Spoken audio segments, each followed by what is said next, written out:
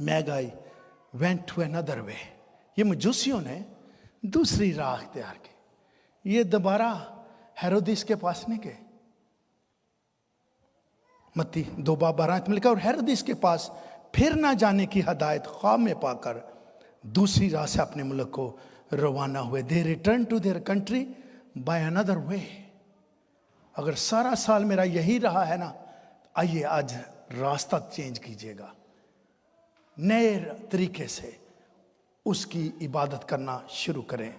यशायाह 35:8 में लिखा है, और वहां एक शाहरा और गुजरगा होगी, हाईवे और गुजरगा, पैस ओवर, जहां से आप निकलेंगे, जा सकते हैं उस रास्ता से। और वो कौन सी है? जो मुकद्दस राह कहलाएगी। यशायाह 35 में लिखा है, और वहां एक शाहरा और गुजरगा होगी जो मुकद्दस राह कहलाएगी, वे ऑफ होलीनेस, जिससे कोई नापाक गुजर ना करेगा। Unclean will never travel on it. So तौबा करना बहुत जरूरी है उसकी इबादत करने के लिए। अगर मेरे सारे काम वैसे के वैसे हैं और इबादतों पे भी मैंने रगड़े डाले हुए हैं, तो उनका कोई फायदा नहीं है। तौबा, अगर रास्ता चेंज नहीं हुआ, अगर दोबारा आप हेरोदिस के पास जाते हैं, तो मेरे अजीजों रास्ता बदला नहीं है। और कई तो घरों में हेरोदिस बीवियां, हेरोदिस खामद हैं, जिन्होंने खुद ना खुद जाना है ना घर वालों को जाने देना है। खुदा करे कि ये नए साल में ये वाले हेरोदिस कभी दिल खुदा चेंज कर दे, चाहे लेडी की सूरत में है हेरोदिस, चाहे मेल की सूरत में है।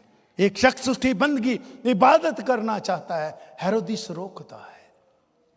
यहां पे लिखा है, और वहां एक शाहरा और गुजरगाह है जो मुकद्दस राह कहलाती है, जिससे कोई नापाक गुजर ना करेगा, लेकिन ये मुसाफिरों के लिए होगी। For those who walk in God's way. किन के लिए? For those who walk in God's way. ये एक इशारा होगी, हाईवे होगा। ऊपर को मैं इशारा करूं, ये इशारा होगी, हाईवे होगा जिसमें कोई नापाक गुजर ना करेगा, लेकिन ये मुसाफिरों के लिए होगी। अहमक भी उससे उसमें गुमराह ना होंगे। Ignorant fools will not wonder on it. Ignorant, जानबूझकर उसकी इबादत ना करने वाले, जानबूझकर। टाइम है कलाम पढ़ने का, नहीं पढ़ना। टाइम है दुआ करने का, नहीं करनी। टाइम है चर्च जाने का, नहीं जाना।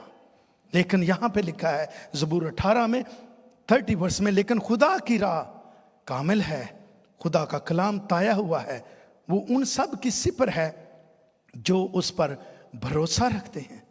और यूहन्ना 14:6 में लिखा, यीशु ने उससे कहा कि राह और हक और जिंदगी मैं हूं, कोई मेरे वसीला के बगैर बाप के पास नहीं जाता। बाप के पास क्यों जाना जरूरी है? बाप के पास जाना इसलिए जरूरी है कि जब आदम और हवा को बनाया तो बाप ठंडे वक्त में उनसे रफाकत करता था, बाप उनसे बातचीत करता था, बाप की उनसे फेलोशिप होती थी। लेकिन ये फेलोशिप नाफरमानी की वजह से जब टूटी है, तो इस रिश्ते को रिस्टोर करने के लिए एक सितारा जो है, जिसमें क्राइस्ट नजर आता है, जिसमें सलीब नजर आती है, उसका खुदा ने अरेंज किया है। और ये चौथी बात जो हम देखे हैं, मैजाइज जो हैं, they went to another way, वो दूसरे रास्ता में से गए हैं। और जब दूसरे रास्ते में इसलिए गए, इनको मालूम पड़ गया था, क्योंकि ये नजूमी, क्योंकि ये गैब का इल्म रखते थे, इनको पता था अगर हम बादशाह के पास वापस जाते हैं डिस्ट्रक्शन होगी, कत्लो गारत होगा। लेकिन मेरे अजीजों, यहां पे लिखा है यशाया में कि एक शाहरा है जिसमें सिर्फ होली पीपल, पाक लोग ही जाएंगे। इसलिए मुझे और आपको आज इस बात पर, नए साल पर सोचने की जरूरत है कि क्या, कहां पे कमजोरी है, कहां पे कमी है। अगर उसने मेरे और आपके पिछले साल के सारे गुनाह माफ कर दिए हैं, तो नए साल पे इस बात पे चलें कि वो राह जो शाहराह है वो राह जो हाईवे कहलाती है, और जिसमें इग्नोरेंट भी दाखिल नहीं होंगे। और लिखा है कि ना हरामकार, ना बुत परस्त, ना शहवत परस्त, ना जादूगर, अदावतें, झगड़ा, हसद, गुस्सा, तफरके, जुदाइयां, बिदतें, बुगज, नशाबाजी और नाच रंग करने वाले उसमें दाखिल नहीं होंगे। खुदा ने यह इंतजाम किया था कि वो टूटा हुआ रिश्ता रिस्टोर करे, और वो क्राइस्ट के थ्रू हुआ है। सिर्फ और सिर्फ यीशु मसीह कहता है मैं दरवाजा हूं, उसके थ्रू कोई भी बाप के पास नहीं जा सकता। जो कोई यीशु मसीह को कबूल करता है, उसके पीछे चलता है, वो सारा इंतजाम जो खुदा ने इंसान के लिए किया है वो यीशु मसीह के साथ कंप्लीट होता है। अगर मैं उस पर ईमान रखता हूं तो उसने इसलिए अपने मुंह के अल्फाज हैं, अपनी जुबान मुबारक से कहा, राह, हक और जिंदगी मैं हूं।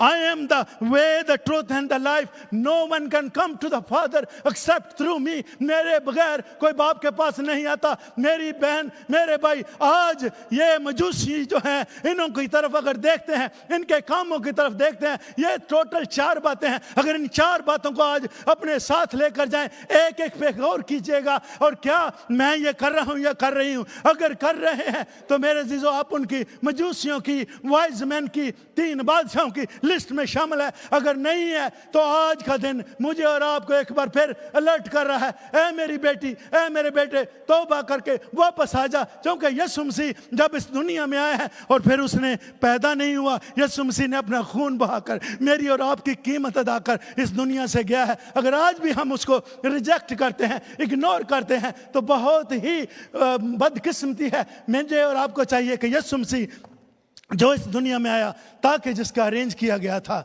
मजूसियों ने उसकी खुशखबरी दी है, खुशखबरी पूरी वर्ल्ड में फैलाई है। इसलिए मेरे जीजो, मजूसियों जो है उनको वाइज मैन इसलिए कहा है, उन्होंने पूरे दिल से यीशु मसीह की तलाश की है। कहीं पे भी थोड़ा सा कमी कमजोरी है इस साल में, उसको दूर करके पूरे दिल से उन मजूसियों की तरह अपने आप को तैयार करें, ताकि मैं और आप भी उस चरनी तक पहुंच सकें। मजूसियों ने यीशु को पाने के लिए मौसमों का लिहाज नहीं किया। उन्होंने मौसम नहीं देखे कैसे हैं, अंधेरा भी होगा, आंधियां चलती होंगी, तूफान होगा, बर्फ होगी, बारिश होगी, लेकिन उनको पता है हमने चरनी तक पहुंचा है। उन्होंने मौसमों की परवाह नहीं की।